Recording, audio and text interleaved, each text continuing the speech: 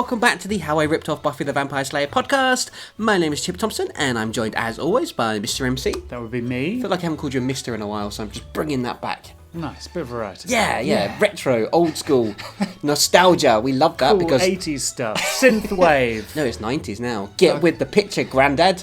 Anyway, this is Tomuarigassen Season 4, Episode 9, Bleeding Out Myself, Part 1 MC, which I believe is another Linkin Park lyric. Oh, good. What happened last time? Well, the first ever guest of the Tokyo Memorial Bed and Breakfast was, of course, possessed. Yay! Because who would have thought that setting up a bed and breakfast in an evil bed and breakfast that keeps killing people would be bad. So Roots became Jay's new best friend, made some very good points about how the rest of the gang are all horrible people and he shouldn't be friends with them. Yeah. Then he tried to kill Louise. Yeah. Kind of isolated Jay from the group as well. Kind of like a whispering in his arm. Like, yeah. It's a weird demon thing. He doesn't know how human anatomy works. The demons, they have ears in their arms. They listen with their arms. That sounds like something I would have written. It really was. Does, yeah. And we've still got MC being all cut off, and there's been some spoopy happenings with him. They have. The December Front, which is... December Form. December Front... Sounds like some sort of racist organisation. Or some, I was going to say terrorist, but sure. I mean, same thing, I guess. Yeah, same thing, yeah, basically. Yeah, December Form. Yeah, so, which is a stupid name, for a change. Mysterious figures in hood who seem to be trying to bring about the apocalypse. Yes, and they seem to know something about the gang, possibly. Well, the villains always do. Yeah. Somehow, they've gone to the records department or something and they found all the information on the good guys. They went to the occult section of the library. But MC experienced a lot of people saying the apocalypse. Yes, he was out and about in Hyde Park, that little known section of London. The only part of London I seem to know, apparently. And yeah, lots of people were saying apocalypse. So yes, things are afoot. They are. And an arm that you were I was talking gonna to. say that, yeah. Well, let's find out what's going to happen in this episode, because I have no idea from the title. It's Bleeding Out Myself, Part 1. Previously on Tomuarigassen. Ninjas of the Ku Klux, we've been inspecting you. My name's Gav. Who are you? Chip asked. I just said, Gav, mofo! The pages remained, but they were blank. No text. Louise opened up another book, and it was exactly the same. She scanned the remaining books, and they were all devoid of information. I'll go and check the rest. Louise got up. Gav closed one of the books and opened up the first page, checking the date stamp at the front.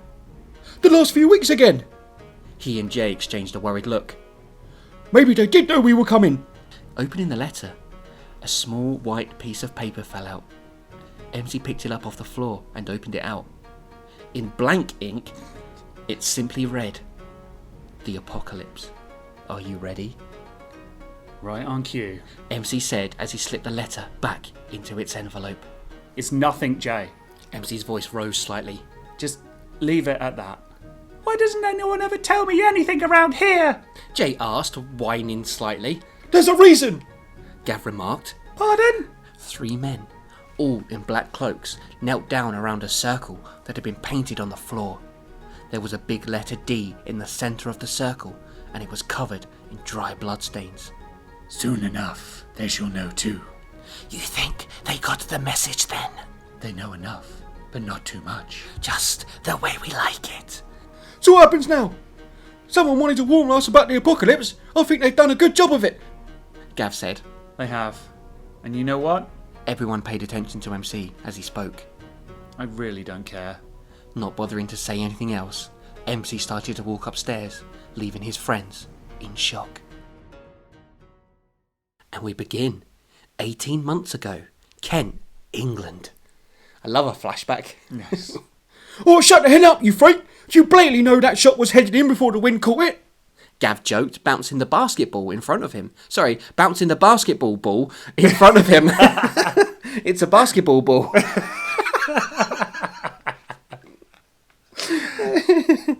No way! You'll never be able to hit that shot in a million years. Face it, Gav, you're just not as good as some people present. Craig mocked in response. Craig's right. Stephen chipped in. You're both not as good as me. He snatched the ball away from Gav, the basketball ball. The trio was heading back from the local park where they had been playing basketball ball since the morning. Sorry, I'm just going to call it that from now on. It was now late at night, and the only reason they left was because the park keeper had thrown them out. Just imagining an old man in a uniform shaking a broom at them, hobbling towards them. Oh, you pesky kids and your basketball ball! Why don't you go and play a proper sport like football ball? Or maybe cricket ball. It's my new favourite joke. Stephen started to dribble the basketball ball between his legs, laughing as he did. Gav quickly took the ball off Stephen and dribbled a little further ahead.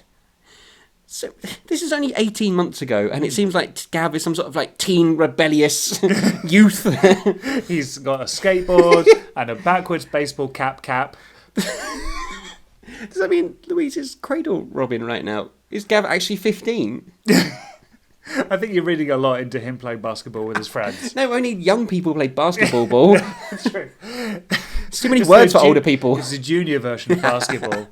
Oh, junior basketball ball. The JRBBB.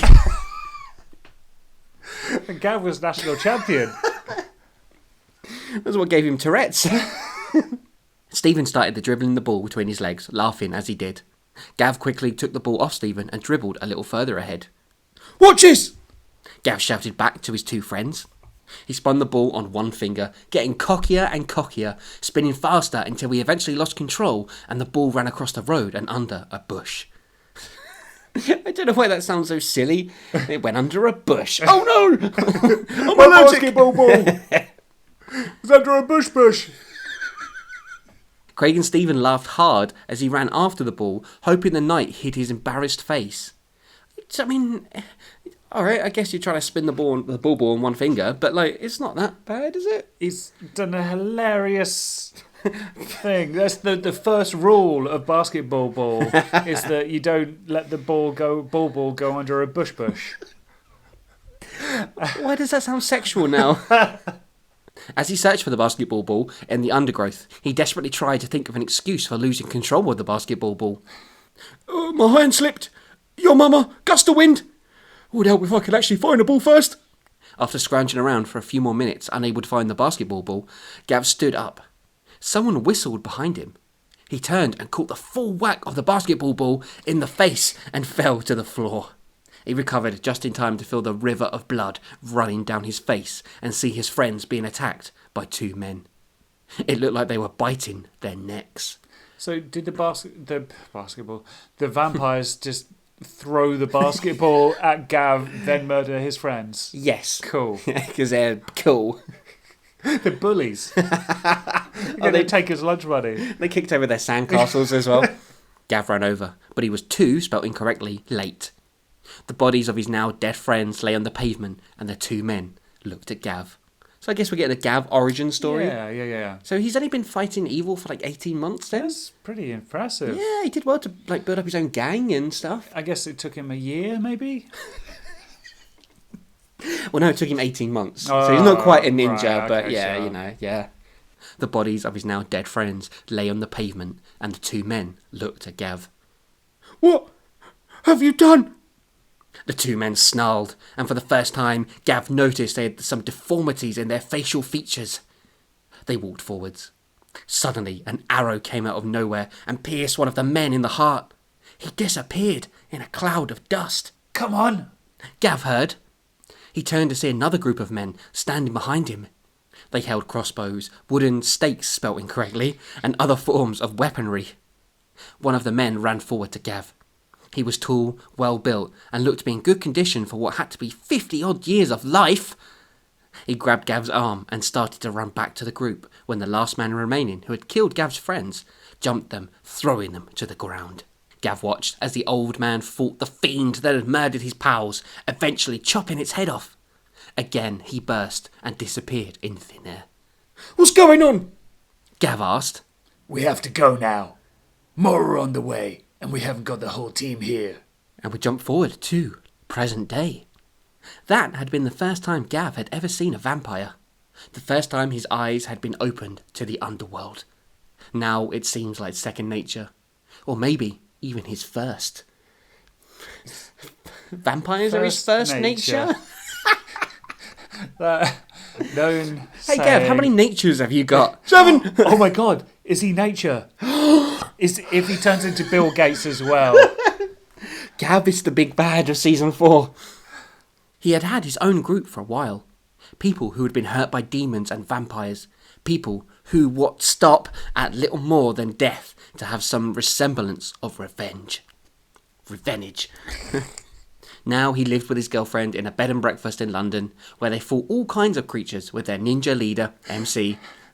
That steady career path. I want to give that sentence to someone who's never heard the show and wants to know what it's about. Now he lived with his girlfriend in a bed and breakfast in London, where they fought all kinds of creatures with their ninja leader, MC. Get it? They start backing away slowly. Come back and play basketball ball with me. 18 months ago, this would have seemed strange, and not a thing Gav would have wanted to spend his nights doing. But now fighting 5 vampires in an alleyway was his life, his career, his purpose. The vamps themselves didn't seem the brightest, and not just in the fight. MC and Gav had come across them while sweeping the city that night. The group had paid a prostitute for the pleasure of her company. Oh God, Oh no. I'll go to sex worker. I'm always very, Yeah. right, what about them? Well, don't I? The group had paid a prostitute for the pleasure of her company, but when she hadn't allowed them all to enter her at once... I'm going to choose to believe that's a typo. I don't think it is. They accompany her at once. No, you can't walk with me on the street. You have to go on the other side. But when she hadn't allowed them all to accompany her at once, they had vamped out and demanded their money back. But before they had time to feed off the girl, MC and Gav had attacked. I mean, were they going to the prostitute to both accompany her as well? Gav's only 15, he's a minor. So, like, Yeah. that's a lot of simultaneous cocks. Now when someone wants to know what the show's about, I'm just going to clip that out of context. Because it does say at once. Not like, at a time, one after the other. I can semi-defend this. Yeah. So they're vampires, right? Yeah. They have a lot of lust and emotion and like cravings for blood, and everything's like 150%. So Right. Just DPing a girl isn't going to do it for a vampire. They need 5 at once. Is that Quintuple penetration? QP. We just invented a new actually, no, we probably No, it haven't. probably No, exists. Yeah, be right back. Gonna Google it. They were easily duped in the battle, and before long, the pair had dispatched them, lining the alleyway floor with a coating of dust. The working girl came out from between the 2 skips where she had been hiding. I hope the skips doesn't turn out to be beat lass. Double beat lass. Quadruple beat lass. And we know he can morph into any shape. Oh, God. He's going to turn into...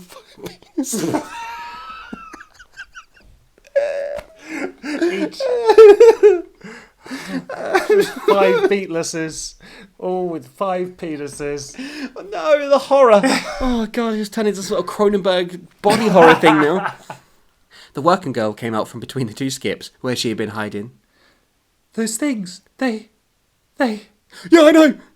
Gav said, remembering how hard it had been to see men disappearing in front of your very eyes. I wondered where that sentence was going. They wanted their money back. She declared. Surprised and not knowing what to say, Gav walked away from her and picked his stake up off the ground. She walked over to MC, who had his back turned to her. Because MC respects women. Can you believe those creeps? She asked. They didn't know the rules. Bastards. I think they were going to hurt me. I like that she's more worried about that they wanted their money back than the fact she was going to get quadruple penetrated and then eaten. Quintuple penetration. Oh, sorry, yeah. Well, they're dead now. MC said without facing her. She ran her hand playfully over the back of his shoulders and neck. I already got paid tonight, and it sort of looks like you do this professionally. So if there's anything I can do for you and your friend to repay you, anything at all, just say the word. MC turned. No, come on. I respect your profession, but I'm still getting over... Thanks, But I think I speak for the both of us when I say we'd rather not catch syphilis off a dirty hooker tonight. Oh, nice. Real nice, MC. Yeah, let's blame MC for that. Yeah, I'm okay with that. Let's just move on. I can't tell if that's MC being mean or you doing a joke or what. Either way, it's really horrible, Yeah. and I'm uncomfortable. Yeah. The girl scoffed, turned on her very long heels and walked away, muttering something under her breath as he left. Oh, okay. Shall we do another sweep? Gav asked MC. I'll do one more, just to be of the safe side. You go on home. Well, if you're sure. Gav wasn't about to argue. Tension had been high in the B&B for the past few weeks, and he didn't want to cause any more arguments. Besides, he didn't like to leave Louise alone too long. Plus, he's not allowed out past 10. He's 15 after all. The B&B had a habit of being a dangerous place to be. He and MC went their separate ways. Do you think they've gotten any more guests in? No. I reckon they'll never get any more guests in. I mean, there must be a point where they're just like, everyone who comes in dies. Maybe we should just close up shop. Yeah, but maybe they're so desperate for money. Where do they get the money to keep the fucking place running? Well, no one comes in, so they're probably not spending very much. Yeah, but they still have rent or a mortgage or something. Well, who knows? Because they just kind of took the building. There was something about it. There was mentioned something about rent or a mortgage or something. Oh, yeah, there was, wasn't there? Very much like a sentence in passing that didn't explain anything about how property works. Gosh, who would have thought? From high on top of the buildings above the alley, 3 deformed faces watched MC and Gav leave. 2 of them wore black hoodies, covering their fanged faces, whilst the larger one hid his entire form with a dark cloak. Ooh, is this the December form? Oh, it sound like vampires, to be honest. Yeah. But are the vampires December form? It'd be kind of fun to have a vampire as the big bad, because they just kind of... Yeah, it's squishies. Yeah. Yeah, really cool to have like some sort of ancient vampire, like the Master in Buffy. I was literally going to say, Why did I never rip just that like off? the... If I ever do another season of this, that's what I'm going to do. I'm just going to replace Buffy with MC. Which is what I do in my dreams. Call him the Mister. That's good. Well done. This is why you're on my show. How generous of you. Will it be tonight? One of the smaller vampires asked. There's blood in the air. The big one sniffed. People will die tonight. Just like every hour, minute, and second of this planet. Tonight, revenge will be ours for all the disruptions and disturbances we have been caused by that one human. This night will be his last. Stay close to him. I want to know the second he is vulnerable. Yes, Master Furia. The 2 smaller vampires started to track the man in question as Furia continued to watch from their rooftops. So you don't specify which man. No. Probably, I reckon you might be right when you said about Gav. Yeah, I think we've got Gav's origin story, so I reckon this big bad vampire probably killed Gav's old mentor man, and then Gav killed his son or something, and the vicious cycle of violence continues. When will we ever stop? When will human and vampires finally come together to live in harmony, MC? Also, I bet Furia means like vengeance or something in Latin. I bet I looked that up. Ask Jeeves it. Sounds about right. The outside of the bed and breakfast seemed quiet, without a light on at the front of the house. Gav opened and closed the front door quietly, so as not to disturb anyone. Not that any more quests had booked in since their last and only one had tried to strangle Louise. So yeah, somehow... No guests, no quests, nothing. As Gav went to walk up the stairs, he noticed a faint glow from their living room. Inside, next to the soft glow of a small table lamp and the glare of a late-night television, a slumped Louise snoozed in an armchair whilst Amy lay next to her, asleep in her carry cot. What's a late-night television? I guess it's of late-night television, so it's more the TV shows and stuff. Yeah. But I just wouldn't put it past me to be like, there's an invention called a TV that you only watch at night. Everything was peaceful, and Gav felt like he could watch his lover all night. That was until Amy opened her eyes and gently let out a scream. Gently let out a scream? How do you gently let out a scream? Well, she is an angel. That's right. Louise shut up, not quite knowing where she was, and quickly attended to Amy. She can wake the dead. Gav said, startling Louise. Oh, Jesus! I didn't see you there. She smiled as she calmed down. Amy became quiet pretty quickly and was once again sound asleep. Sorry if I scared you. You look tired. Why don't we just go get some sleep? Is MC with you? No, he wanted to do another sweep by himself. He doesn't seem to like company much. He still needs his friends, though. Wish he'd show his appreciation once in a while. How many times has he had you babysitting that kiddie? I don't mind. Of course you don't. Which is why I don't like the way he expects you to give up your life to look after his child. You're exhausted. Can't deny that, Louise yawned. But we're all tired. This is the life of a supernatural do-gooder. Does Gav want MC to take Amy with him when he's fighting vampires? Or maybe he thinks MC should just not go on patrol every single night and abandon his kids to another woman. I mean, the abandoning the kids thing sounds great. Which is why I'm he's on doing board it. with that. Also, supernatural do-gooders. Can we get that into the opening theme song? Isn't it supposed to be no rest for the wicked? Come on, bed, now! I like it when you're forceful. She winked. Why did I keep writing about my friends having sex? Jealousy. And it's illegal. He's 15. Louise, you weird. God. Oh no, not tonight. You're going to get a good night's sleep, and I don't want to see you up in the AM tomorrow. I'll see to Amy if she needs anything. I'm sure Gav's gentle voice will nurse her to sleep. Well, goodbye, baby! What would I do without you? Louise smiled. The two headed for bed.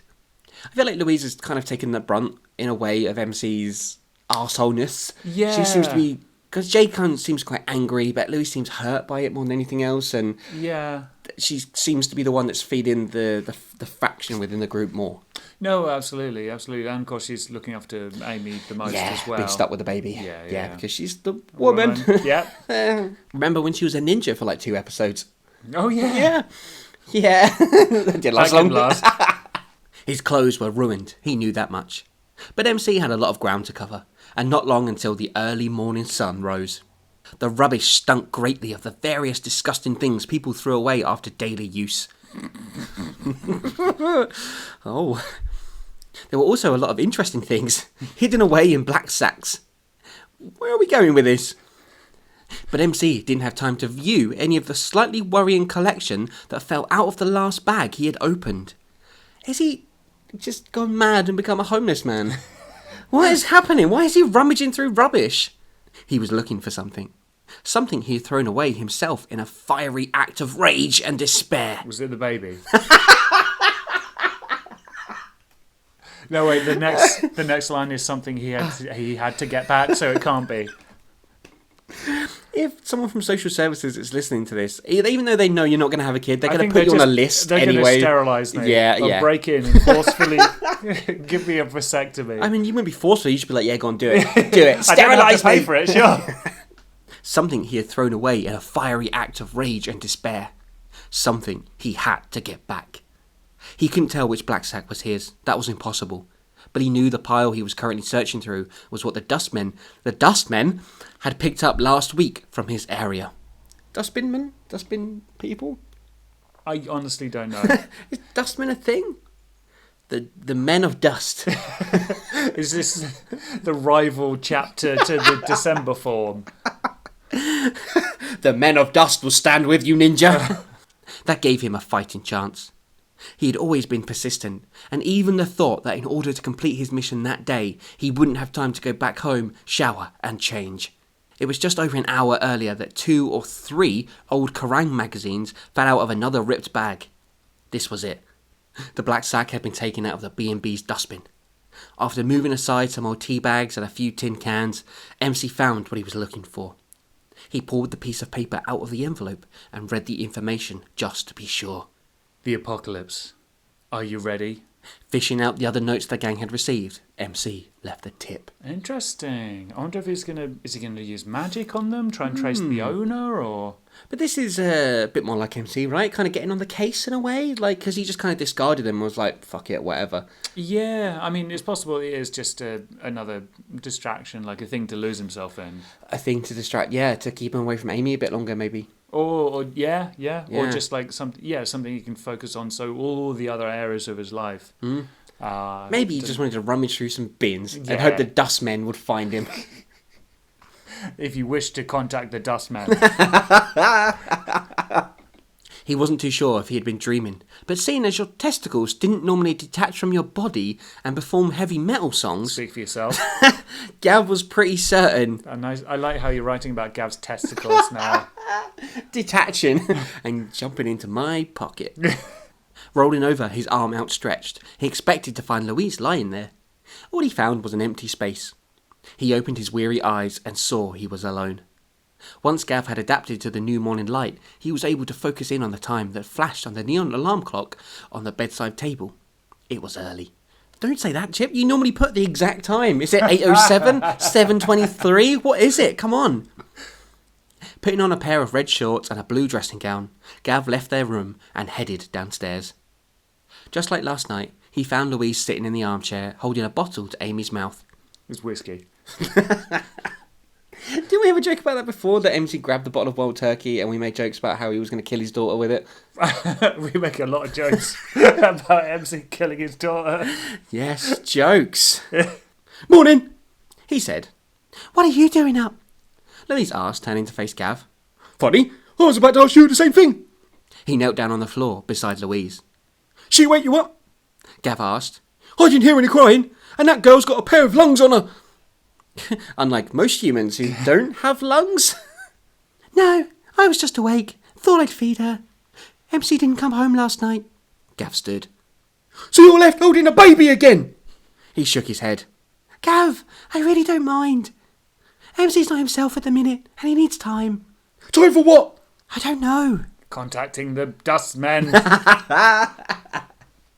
They're underground, they're difficult to find, the size of a dust mite. The dustmen. I don't know, Louise replied after a few moments. Gav sat down on the arm of the chair and rested his hand on hers. Sorry, I'm not angry at you. I just wish he'd take responsibility for his own daughter. He kissed Louise on the forehead. I got it. I know exactly what you need. A break. Louise, I'm taking you out for the entire day. Oh, how generous. An entire day outside. Woo! Just in the garden, mind. Can't afford to go anywhere else. What? Where? London's a big place, and we haven't had the chance to explore it since we've been living here. All this killing, no sleep, it's no good. It's a combination that's bad. If it's lots of killing or no sleep, that's fine. But get them together, bad combination. I do believe it's what the World Health Organization recommend is Yes. like, get No. 8 hours of sleep, kill less than 8 people. But Amy, We'll get Jay to watch her. he hasn't come out of his room since his friend tried to strangle me. Now there's a sentence. Another intro sentence for somebody new to the podcast. He hasn't come out of his room since his friend tried to strangle me. I don't think he'll be in the mood for favours. He'll do it. You go and get ready. I know how long it usually takes you, so we may just make it this side of the year. Haha, girls take ages. They've got to do their makeup and put in their tampons. And put makeup on their tampons. And do makeup with tampons. Oh, Like use it as oh a no, that's brush. too far. Not like clean Oh, ones. no. Clean ones. Oh, you're sick in the head, you are. No wonder you're on that list. Louise playfully slapped Gav on the back of the head as she handed Amy over and headed upstairs to get ready. Let's go see Uncle Jay. Gav said in a baby voice to Amy. Why are you crying again? I like to think he puts his face really close to Amy's as well. After knocking on the door once and getting no reply, Gav stormed in.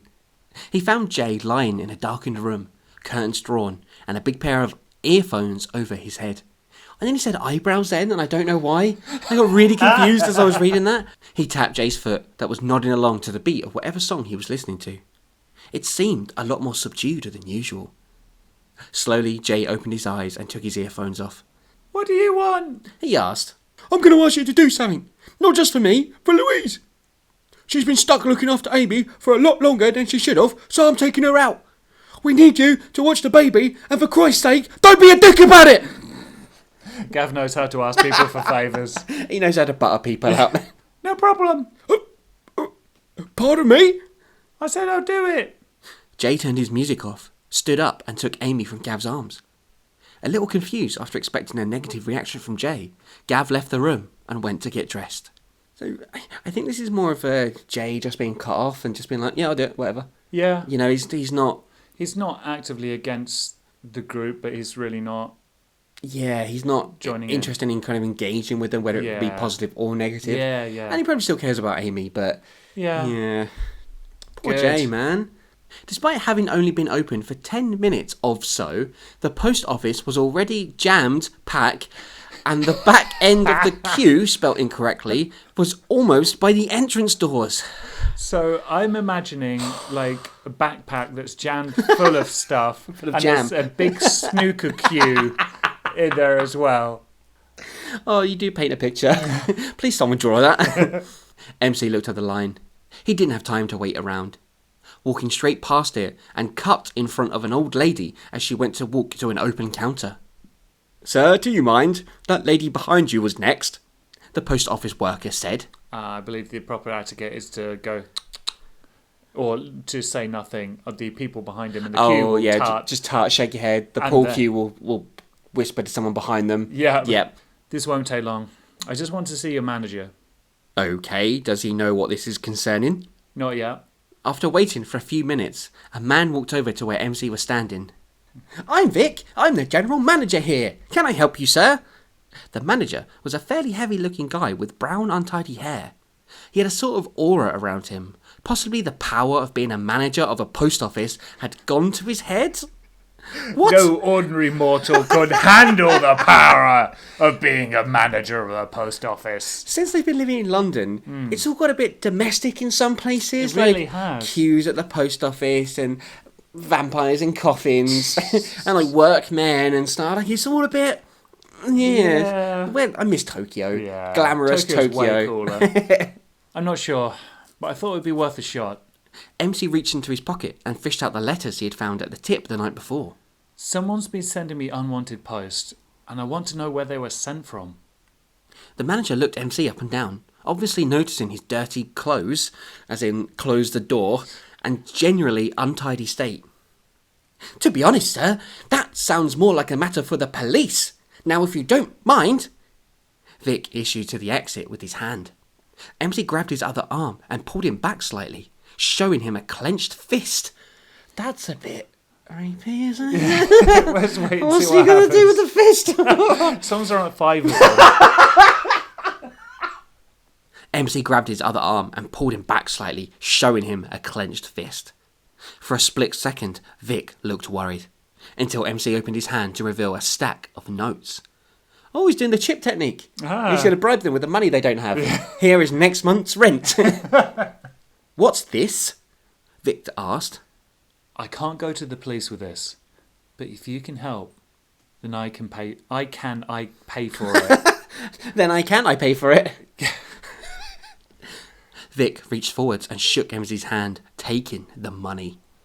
Even the all-powerful post office manager can't resist a bribe. The corruption runs so deep in this country.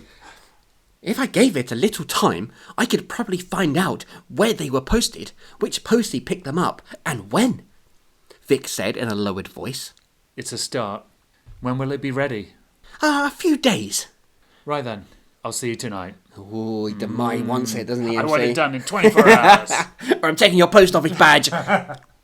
With that, MC left the post office, leaving behind his last drop, if a hard cash, and the envelopes the letters had arrived in. He kept the actual notes with him so as not to arouse any more suspicion with the post office manager. MC headed back to the B&B. He had a few hours to shower, get changed, and a few hours sleep before coming back later that evening. And that's where we're going to leave Bleeding Out Myself, Part 1. Well, what do we think of that episode then, MC? Boring, right? Yeah, really basically. boring. Classic, first part, nothing much happening. MC queue, no, he didn't even queue in the Didn't post even, office. there wasn't even the excitement of a post office queue in this one. That's how bad it Went was. to the post office and he rooted around in some bins. Yeah, Oh, for and vague reasons. Gav and Louise are going to have a nice day out in old London town.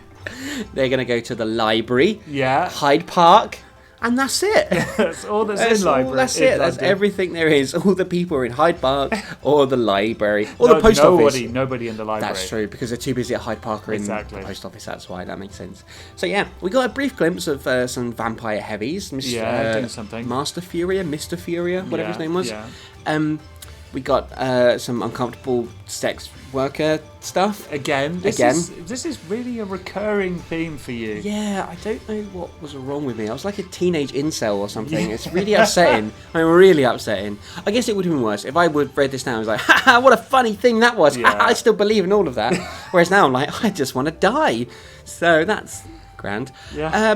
There's not a lot else to say about this. Like, No. in terms of a narrative, like, because, sometimes some episodes, they either have, like, a one-off kind of episode where a monster of the week kind of deal, or it's part of the interweaving stories that are run through the season. Sure.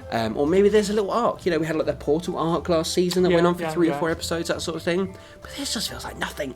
I mean, presumably something's going to happen with the December form and everything, but I mean, other than the vampires in black cloaks who may or may not be part of it, I still think there's some. I mean, we've got a little insight into Gav's past. Yeah, which that's true. Semi-interesting.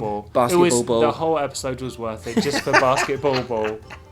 But yeah, I'm sorry, that was a really boring episode. I guess the thing is because we break these episodes up, so Bleeding Out Myself, as I wrote it, is 1 episode. Yeah. But because we don't want the podcast to go on for 4 years, we break them up into 2 parts. Yes. Yeah, it still is. Still going.